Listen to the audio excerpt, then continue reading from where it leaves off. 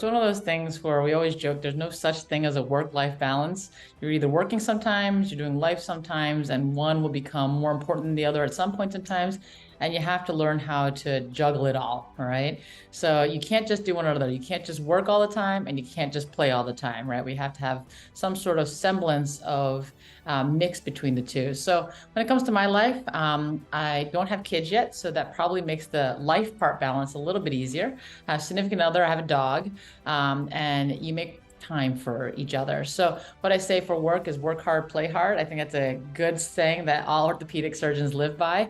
One thing that I've tried to do is more recently, not probably in the beginning of my career, but more recently now, if I go somewhere for a work trip, for example, try to have a little fun.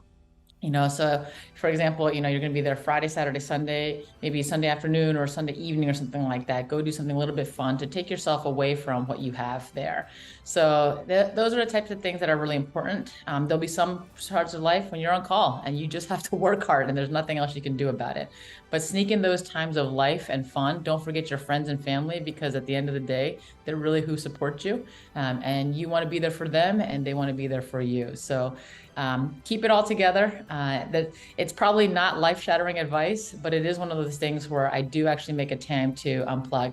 I used to check my email all the time, and I probably still am pretty guilty of that, but I try to put my laptop at least away for a day a week. So if I can do that, that is a helpful thing. And I still have my phone. That's the dangerous part, but laptop away for a day a week is nice.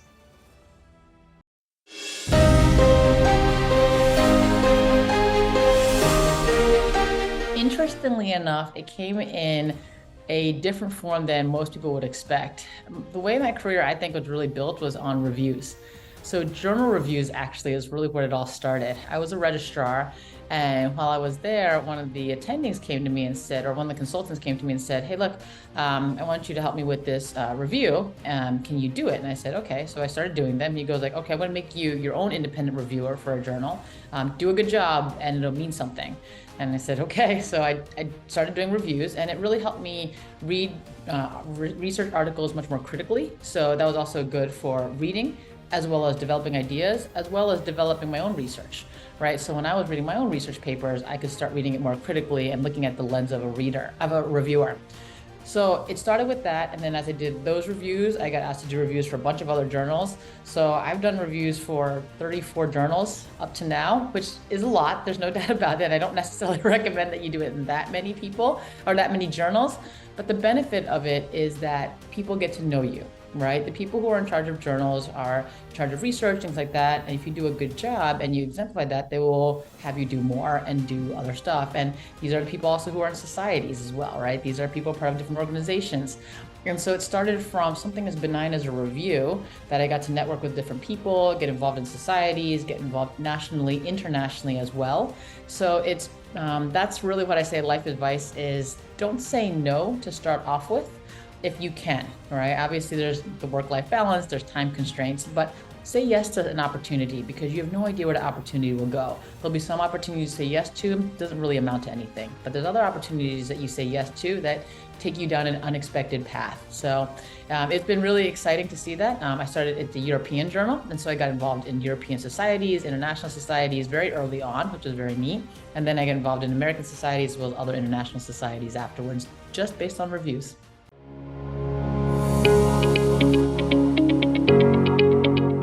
So exceptionally enjoyable weekend is sleeping in very late. So I am by definition a night owl, not a morning person. I clearly chose the wrong field for that because everything is in the morning in orthopedics.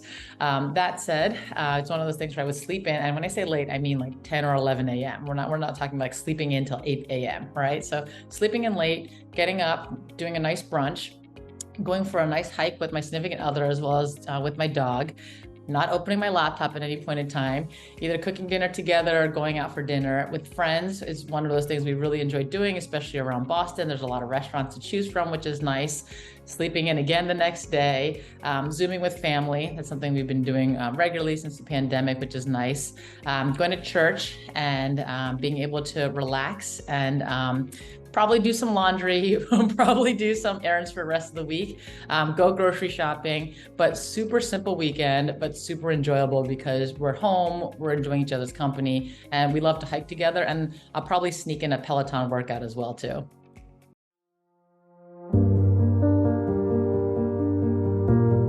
I'd say one of the things that has changed in orthopedics is the awareness of the topic and the increased diversity within the field. And the diversity with regards to gender, with male, female, and transgender, that has increased over time. And that has been nice to see.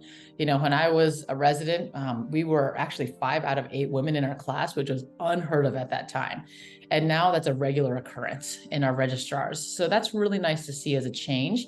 I think the women nowadays might perceive it a little bit differently than before, but I still think the opinion of women are that we have to do better, work harder, in order to be seen as equal.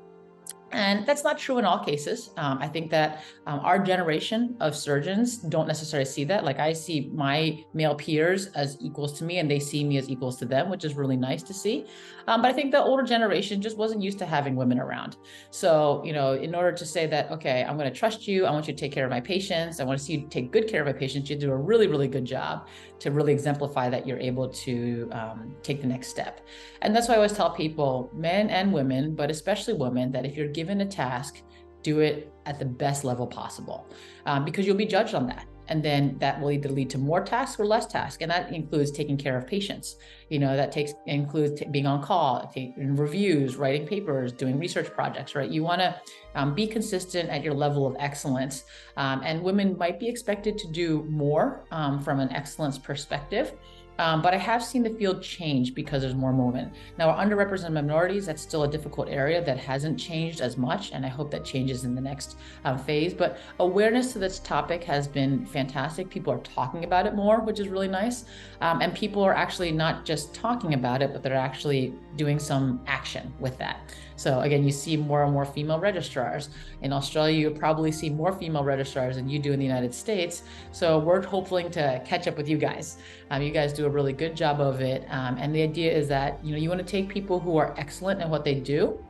And if we can improve the ratio of women to men, by doing so, we can actually help our patients. So a lot of times patients look for concordance, meaning, you know, a female patient might look for a female surgeon, a male patient might look for a male surgeon. So having that variety of those options for patients is also really helpful. But I think we're judged a little bit differently. And I think the higher you go up, so from, let's say, an academic standpoint, the percentage of female chairs or the percentage of female professors are less than our male colleagues, it might get harder from a judgment perspective. So definitely do well in what you do, and be cognizant of those around you. And what do I mean by that? I read an article recently, actually, where, and this is not just in orthopedics, but this is women in academia. Women in academia were asked to do more menial tasks, I'd say, or be assigned to committees that may not succeed. And so those are things to think of where women do have to work harder, and in order to prove themselves, and once they prove themselves, they can potentially be elevated within whatever ranks that you're interested in pursuing. So I do think there is still some sex bias, but I think that it is improving.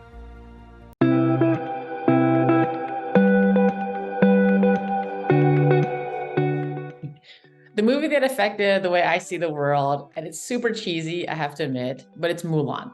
And that probably has to do with the fact that I'm an Asian female in a world with men. It actually fits perfectly. Now, granted, I've never gone to war, so for those who are still in the military, you're fantastic. I have not done that.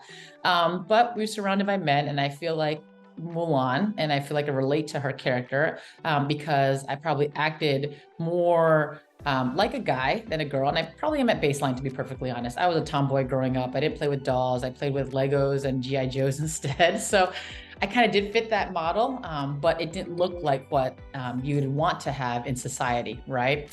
Being an orthopedic surgeon wasn't something that was ever on my radar. In fact, when I was a medical student starting off, I was gonna do pediatrics because I like kids and a lot of women did pediatrics. So my sister got her ACL reconstructed, And she brought back the video and she said, "Do you want to watch it?" And I go, "Absolutely not. I have no interest in surgery at all whatsoever." Ironic, right? And now I do orthopedics and now I want to go back and find that video and I can't find it. It's a transtibial tunnel ACL. So I'm curious what it shows. But I relate to Mulan in a lot of ways, because my family was like, well, if you're going to be a doctor, be a dermatologist, right? Or be something that's, easy on your lifestyle and things like that. And that's just not what my passion was. So I don't know if it shaped my life per se, but it gave me some sort of, for lack of a better term, validation or someone I could relate to. Even if it's a fictional character, even if it's a cartoon character, it's someone that I could relate to. So, for all those women out there in orthopedics, you can stand strong and be yourself in this world. And that's where I've come to now is I am me, I am a female arthroplasty surgeon who happens to be Asian, and I'm proud of that. So it took a while to get to that point, I'd say. And same thing with Mulan in the movie, take that point, and her family is proud of her. And I hope my family is proud of me too, although they do recognize that it's a very busy lifestyle.